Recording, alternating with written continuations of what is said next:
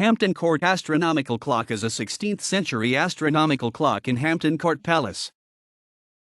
The clock was installed in 1540 on the gatehouse to the inner court at Hampton Court Palace. It was designed by Nicholas Crester and made by Nicholas Arzian. This pre-Copernican and pre-Galilean astronomical clock is still functioning.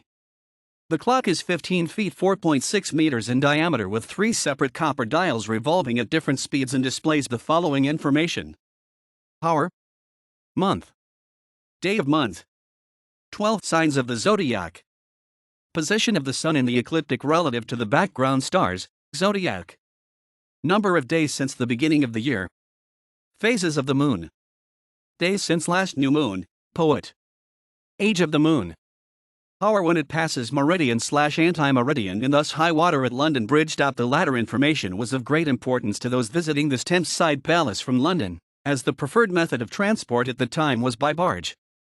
Two consequences flowed: journey time, which departing around high water would speed instead of hinder, and all but the most skilled or reckless waterman of the bridge would avoid nearing London Bridge at times of great surface water ebb under the then famously built up, barrage-like, bridge to avoid being swept into the starlings, cutwaters, or arches above.